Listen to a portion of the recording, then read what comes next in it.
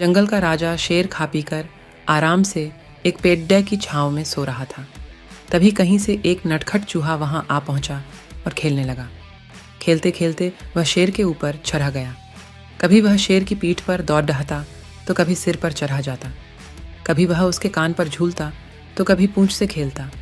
उसे बेरिढ़ा मजा आ रहा है और उसकी उछल कूद बहती जा रही थी। बदमाश चूहे, तेरी इतनी हिम्मत कि तू जंगल के राजा शेर की नींद में खलल डाले। अब तेरी खैर नहीं, मरने के लिए तैयार हो जा। अब मैं तुझे मारकर खा जाऊंगा। मौत सामने देख चूहा गिड्डाने लगा। वनराज, मुझे क्षमा कर दें। मुझसे बहुत बड़ी भूल हो गई। मुझ जैसे छोटे से प्राणी को खाकर आपको क्या मिलेगा? आपका पेट तो भर नहीं पाएगा। कृपा कर मुझे छोड़ दीजिए। अवसर आने पर मैं अवश्य आपके काम आऊंगा। चूहे की बात सुनकर शेर हंसने लगा और बोला, मैं जंगल का राजा हूँ। मुझसे बलशाली इस पूरे जंगल में कोई नहीं। तू छोटा सा चूहा मेरे क्या काम आएगा? लेकिन फिर भी मैं दया करके तुझे प्राणदान देता हूँ। मेरी नजरों से दूर हो जा और आइंदा कभी मेरी नींद में खलल मत डालना।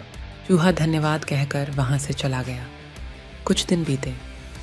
एक दिन शेर जंगल में शिकार के लिए घूम रहा था कि वह शिकारी द्वारा बिछाए जाल में फंस गया। उसने बहुत प्रयत्न किया किंतु जाल से बाहर नहीं आ पाया। वह मदद के लिए दहाड़ने लगा। शेर की दहाड़ा वहां से गुजर रहे एक चूहे के कानों में पेड़ी डीडी।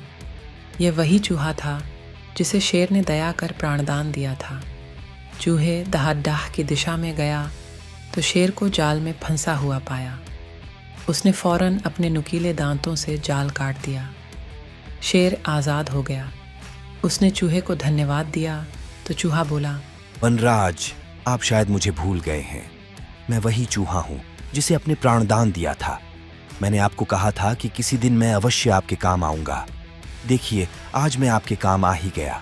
शेर को वह दिन याद आ गया और उस दिन की अपनी सोच पर बहुत पछतावा हुआ कि जिस चूहे को उसने तुच्छ समझा था, उसी की सहायता से वह शिकारी से बच पाया है। सीख, शर और चूहा की कहानी की सीख। वर्ड, बाहरी स्वरूप देखकर किसी की योग्यता का आंकलन नहीं करना चाहिए। तो उपकार कभी व्यर्थ नहीं जाता।